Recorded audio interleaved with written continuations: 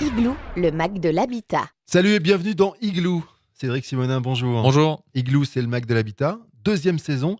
Et avec vous aujourd'hui, on va répondre à une question parce que c'est la nouveauté de l'année dans Igloo. On répond aux questions des internautes, ceux qui posent leurs questions sur Igloo on Air, sur le site Facebook d'Igloo, Igloo on Air. Stéphanie de Benfeld nous a demandé de la conseiller sur l'achat de son terrain de construction.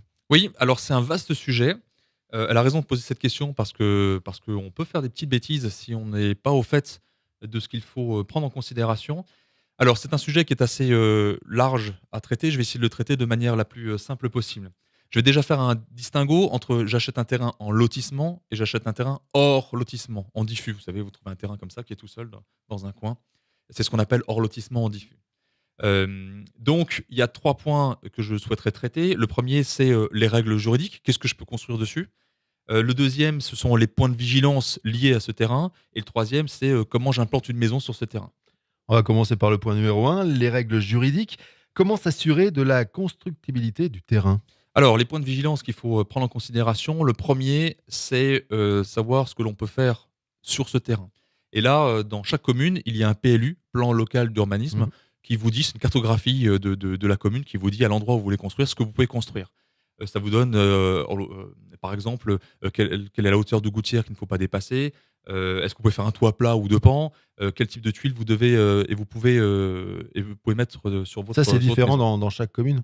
Oui, mais même dans une commune, ça change en fonction Mhm. des zonages du PLU et ça change d'une commune à l'autre, effectivement. Le deuxième point, ce qu'il faut demander pour s'assurer de la constructivité du terrain, et ce qu'on peut faire dessus, c'est un certificat d'urbanisme qu'on appelle CU vulgairement. Et il y a deux types de CU, le CUA, le CUB. La différence entre les deux, Ouais. le premier CUA, c'est juste des renseignements généraux. Quelles sont les règles d'urbanisme, les servitudes et puis les taxes qui sont exigibles. Le CUB indique ce que vous pouvez faire par rapport à un projet déterminé. C'est-à-dire que vous avez déjà une idée de ce que vous voulez faire. Vous dessinez sur le plan du terrain ce que vous souhaitez faire. Vous l'envoyez au service administratif et ils vous disent si c'est jouable ou pas. Il y a un troisième point que je voudrais aborder, c'est si vous êtes dans un secteur, ce qu'on appelle des ABF, les architectes des bâtiments de France. Mhm. En fait, vous savez qu'en Alsace, on a beaucoup de monuments classés. Et il y a un périmètre autour de ces monuments classés dans lequel on ne peut pas faire ce que l'on souhaite. Alors, qu'est-ce que ça implique? Ça implique un délai de permis de construire qui est un peu plus long. C'est-à-dire qu'il faut compter 2 mois de plus que le délai du permis de construire, l'instruction du permis de construire qui est déjà de 2 mois. Et il y a des prescriptions qui sont souvent particulières. C'est un coût supplémentaire également? Bah, oui, parce que, prenons un exemple, si vous êtes dans un périmètre parce qu'il y a une église classée, qui est à moins de 500 mètres de la construction que vous voulez réaliser, on vous imposera si vous souhaitez par exemple mettre des Velux sur un toit Ouais. à 2 pans, on pourra vous le refuser et remplacer par un chien assis.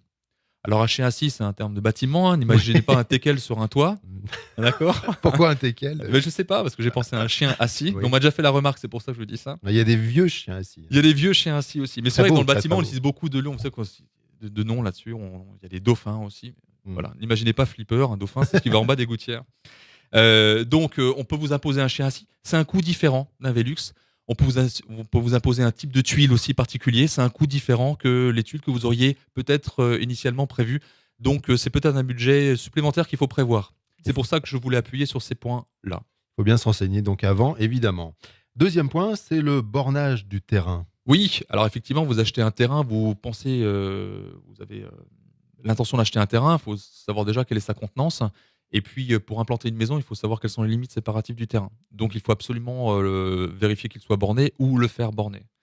Donc, pour le faire borner, il faut passer par un professionnel, c'est un géomètre. Et puis, pour vous donner une idée, un géomètre pour borner un terrain, si le terrain est relativement simple à borner, il faut compter environ entre 1 000 et 1 200 euros. Je vous donne des prix comme ça, hein, c'est à valeur juste indicative. Si le géomètre est borné, qu'est-ce qu'on fait? Alors là, c'est un peu plus compliqué. J'en connais quelques-uns. Changer de géomètre. Donc le bornage du terrain est effectivement assez important. Parfois sur les terrains qui sont de vieux terrains entre guillemets, dans le sens où ils sont dans des familles depuis pas mal d'années, c'est pas évident de retrouver les bornes. Par contre, c'est primordial parce que ça peut être très embêtant après lors de l'instruction du Il y a permis de il y a construire. des traces quand même. Ouais, mais parfois il y a des vieilles bornes. Vous savez, c'est des pierres. À l'époque, on mettait des pierres au niveau à la place des bornes. Aujourd'hui, vous voyez des piquets avec un, Ouais. avec un peu de peinture rouge. Faut retrouver ces bornes-là. Et puis quand vous avez la forêt vierge, au niveau du terrain, c'est pas toujours évident. Donc c'est pour ça qu'il faut passer par un géomètre. Ensuite, on a Ensuite, l'étude du sol. alors ensuite, il y a l'étude de sol. Parce que, effectivement, il y a ce que l'on voit et il y a ce que l'on ne voit pas. Et l'implantation de la maison va être déterminée aussi par la contenance, entre guillemets, enfin, par la contenance, mais ce qu'il y a au niveau du sous-sol. Ça, c'est primordial à vérifier. Pourquoi? Parce que on s'est rendu compte pendant de très nombreuses années que si on faisait pas attention à ce qu'on avait au niveau du sous-sol et que vous aviez parfois ou de l'eau ou un terrain qui n'était pas assez dense, je vais essayer d'utiliser les mots simples hein, pour recevoir les fondations normales entre guillemets d'une maison, eh ben, vous aviez la nécessité de faire des adaptations au sol, des fondations spéciales. Et ça nécessite pardon, un surcoût qui est parfois très important. Et si on ne fait pas cette étude de sol, on s'en rend compte lorsque vous commencez à creuser, à faire les fondations, à creuser le trou. Mais là, quand vous creusez le trou, c'est que vous avez déjà votre permis de construire et votre financement est déjà mis en place. Et s'il faut rajouter un surcoût de 5, 10, 15 ou 20 000 euros supplémentaires, ça peut faire très mal. Mm. Deuxième chose, imaginez maintenant quand vous creusez ce trou, ces fondations, hein, faites l'excavation du terrain, pardon, pour faire les fondations, vous vous rendez compte que l'eau, ce que l'on retrouve en Alsace, hein, on a vu que Stéphanie était à Benfeld. À Benfeld, vous avez des nappes phréatiques qui sont relativement hautes, elles sont quasiment affleurantes, à 1 mètre, 1 mètre 20, 1 mètre 30 du sol. À peine vous creusez, vous avez toujours tout de suite une nappe phréatique. Là, vous n'implantez pas une maison dans l'eau. Donc, ça veut dire que la maison, elle est plutôt posée sur le sol, entre guillemets. Ça veut dire que vous aurez des escaliers d'accès à l'étage si vous mettez une cave, une terrasse surélevée, et ça a aussi des surcoûts. Donc, c'est primordial de se renseigner par rapport à à la qualité du sol. Ça, c'est pour éviter des surcoûts. Et si j'achète tout seul alors? Alors ça, c'est compliqué parce que quand vous passez par un lotisseur, j'ai dit que je faisais le distinguo entre lotissement ou pas, le lotisseur, normalement, fournit des études de sol. Si vous passez par un constructeur de maisons individuelles, lui, il va s'assurer de la qualité du sol parce que c'est lui qui est responsable. Hein, si je prends mon cas de mince, on a creusé le trou et puis on se rend compte qu'il y a des fondations spéciales, c'est lui qui doit les prendre en charge si c'est un contrat de construction de maison individuelle. C'est différent entre un contrat de construction de maison individuelle et un contrat de maîtrise d'œuvre. Ça, ce sera l'objet Mm. d'une autre émission. Mais il y a un cadre juridique différent. Mais en tout cas, il a cette responsabilité-là. Donc, généralement, il le fait. Si vous êtes tout seul, ou alors vous prenez quelqu'un qui fait des études de sol, les gens spécialisés là-dedans, ça coûte un peu d'argent, mais Ça vaut le coup. Ça vaut le coup, ouais. Faut pas rigoler avec ça. Ensuite, viabilisation et branchement. Alors oui, vous avez un terrain, vous allez implanter votre maison, il faut quand même le raccorder. Les réseaux d'eau, les réseaux de tout à l'égout. Donc il faut savoir où se situent les viabilités. Lorsque quelqu'un vous vend un terrain, il vous dira oui, oui, le terrain est viabilisé. Ça veut tout dire et rien dire. Mm. Viabilisé, si le terrain est viabilisé, il est viabilisé sur le terrain, en partie privative. Généralement, un terrain vendu en diffus, les viabilités passent dans la rue. Et là, quand vous êtes dans la rue, pardon, ce sont des services concessionnaires, vous ne pouvez pas vous taper dans le domaine public. Donc, le coût est un peu plus important. Quand le terrain est viabilisé, quand le terrain est déjà viabilisé, le coût est, pardon, je vais faire l'inverse, le coût est beaucoup plus intéressant si le terrain n'est pas viabilisé que s'il est déjà viabilisé, c'est-à-dire les réseaux sur le terrain. Donc ça, c'est une première chose. Et ensuite, il y a les travaux de branchement. Donc, j'ai parlé de viabilité, le terrain est viabilisé sur le terrain, en limite de parcellaire, et après, il faut raccorder la maison, c'est ce qu'on appelle les travaux de branchement. Électrique, Internet, etc. Mais oui, et puis après, tout ce qui est tout à l'égout, et puis réseau Oui. d'eau, vous voyez. D'accord. Donc, ce sont des coûts qu'il faut budgétiser. Pour vous donner une idée, lorsque vous avez les travaux de branchement et que vous avez une maison qui est à peu près implantée à 20, une quinzaine de mètres de la rue, il faut compter entre 8 et 12 ou 13 000 euros. Ça coûte D'accord. cher? Oui. Ça, c'est juste les travaux de branchement. Ah Si oui. le terrain est déjà Donc viabilisé. c'est assez cher, non? S'il faut encore le plus viabiliser, vous avez un coût qui peut varier entre 7 et encore 12 000 euros. Donc, on peut se retrouver avec des factures sur un terrain non viabilisé, avec viabilité 8-10 000 euros et branchement encore 8-10 000 Ouais, euros. donc si on n'est pas spécialiste, il vaut mieux faire confiance à un spécialiste, justement. Oui, À un bah, professionnel. c'est pour ça que les professionnels sont là pour vous chiffrer cette Ouais. viabilisation et de branchement. Mais là, c'est vraiment le cas où vous achetez un terrain tout seul. Voilà les points de vigilance sur lesquels je souhaite appuyer. Ouais. Dernier chapitre de cette émission, donc bien acheter son terrain de construction dans Igloo, l'implantation de la maison.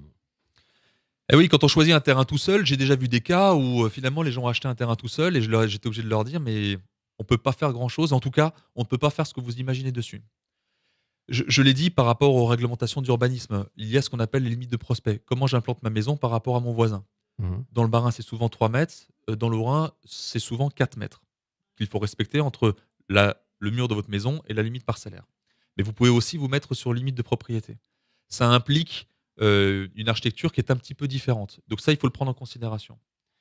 Euh, La question c'est, qu'on peut se poser, c'est, qui décide de ça? Est-ce que Ouais. je me mets sur limite ou est-ce que je me mets, en fait, c'est, vous, votre constructeur ou votre architecte.